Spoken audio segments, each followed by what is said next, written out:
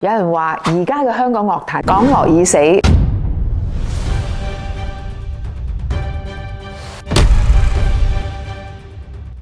港樂已死呢個有爭議嘅話題喺聲生不息嘅音樂綜藝裏邊正式提出。有人話而家嘅香港樂壇真係鬼五馬六，都有人話港樂已死嘅人。聽多幾首歌至講啦。每個人心目當中都有一首港樂，冇80年代蓬勃嘅經濟，就冇80年代粵語歌嘅強盛。人人都話80年代係金光燦爛嘅年代，呢個金光其實背後就係文化同埋經濟。我哋當時隨處可以睇到香港商人帶住強大嘅經濟實力，一邊唱住粵語歌，一邊講住港普帶嚟金利來，仲有皮爾卡丹，成身金光燦燦嚟到啱啱打開開放大門嘅內地，連嗰啲自視好高嘅上海人都扮起咗粵語學習班。港樂嘅強勢其實就係粵語文化同埋粵語經濟嘅強勢。當時香港啲音樂無論係編曲手法定係錄音技巧上邊都突飛猛進，大放異彩。尤其是喺寫曲同埋編曲方面咧，就唔淨只係有中國色彩同埋日本風味，仲夾雜咗好多西方嘅元素。咁嗰時候喺編曲上邊，除咗係會有一啲電子化嘅方向，仲有用到好多西方音樂，例如 Jazz、R&B、Soul Music。咁嗰個時候嘅音樂世界真係好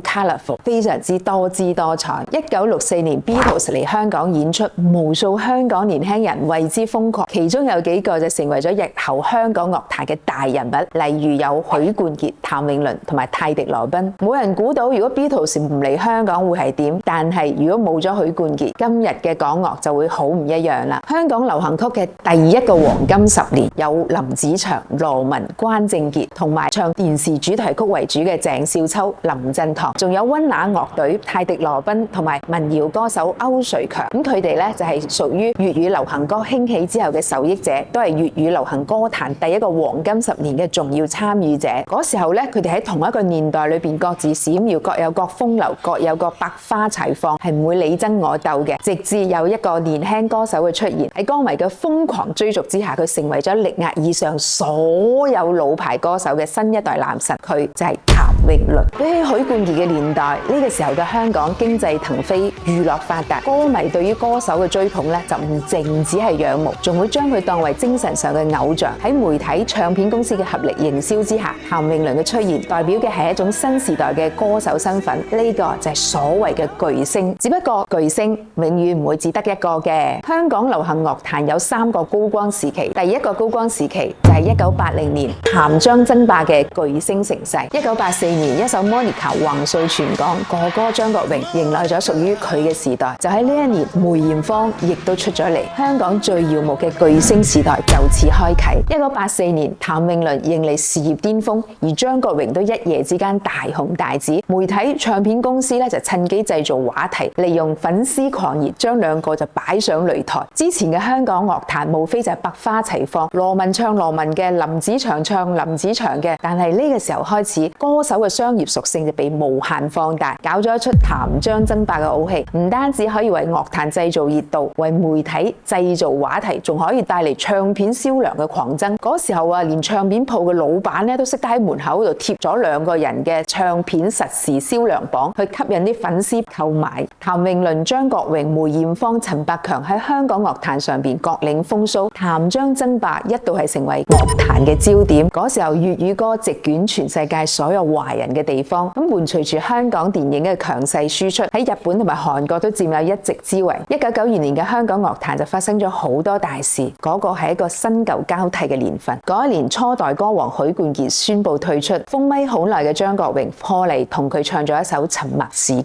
而關正傑一早已經淡出，而羅文就攞到咗功德圓滿嘅金針獎，陳百強退出樂壇。而同一年，巨星梅艷芳亦都搞咗一個告別舞台演唱會，前輩個個都話唔玩，巨星譚詠麟唔攞獎，張國榮封咪，樂壇好寂寞。媒體梗係唔想冇嘢寫啦，唱片公司更加要賺錢，唔可以因為巨星攰咗唔玩就唔捧人。於是嗰一年，4大天王就被製造出嚟，呢個就係港樂嘅第2個高光時期。4大天王壟斷各大頒獎禮嘅90年代。90年代粵語歌嘅唱片產值達到17億，張學友1張唱唱片全球可以賣到幾百萬張，淨係收版稅咋就可以養活一間寶麗金唱片公司。四大天王啲名號究竟係邊個起嘅？而家已經好難考證啦。有人話係《東方日報》嗌開嘅，有人話係邵逸夫先生一手操辦嘅，都有人話係當時起紅磡體育館嘅張耀榮起嘅。不過都冇所謂啦。總而言之，90年代喺 TVB、寶麗金、華星呢啲公司合力打造之下，呢四個人紅霸香港樂壇10幾年，幾乎攞走咗跟住落嚟港樂金曲80%嘅獎項。1996年，香港樂壇開始咗原創運動，有追求啲音樂人就自發抵制改編嘅歌曲，想為港樂開創一片新天地。咁可惜事與願違，香港嘅原創力量本來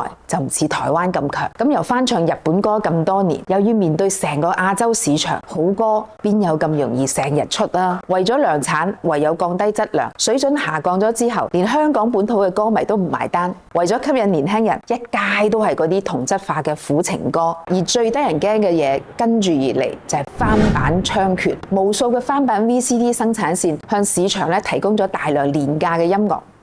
根本打擊唔嚟。1997年之後，香港唱片嘅銷售額開始減低，去到1998年，銷售額連1996年嘅一半都冇。一個新人出嚟可以賣5000張，已經好巴閉。最攞命嘅係台灣嗰邊，首先有任賢齊，跟住會有周杰倫、五月天。台灣嘅原創力有咗一統江湖嘅架勢，打到香港樂壇冇還手之力。與此同時，內地嘅經濟亦都逐步崛起，開始對外輸出歌手。香港樂壇嘅歌手好難再靠一兩首歌收割兩岸三地嘅聽眾。呢個時候，香港經濟遭遇重創之後，電影、電視嘅影響力都逐年下降，導致呢啲歌曲嘅傳播收窄，揾唔到錢嘅地方，人才自然會流失。1999年，張學友同埋黎明宣布放棄四大天王稱號，唔再參與獎項爭奪，四大天王嘅時代正式宣布結束。嗰一年，香港唱片業本地銷售額跌破10億港幣。之後，雖然各大唱片公司都想扶持新人王上位，但係無論係陳冠希、謝霆鋒、古天樂都難以繼承王位，複製前輩嘅榮光。直到台灣嘅周杰倫出嚟，呢啲所有人加埋一齊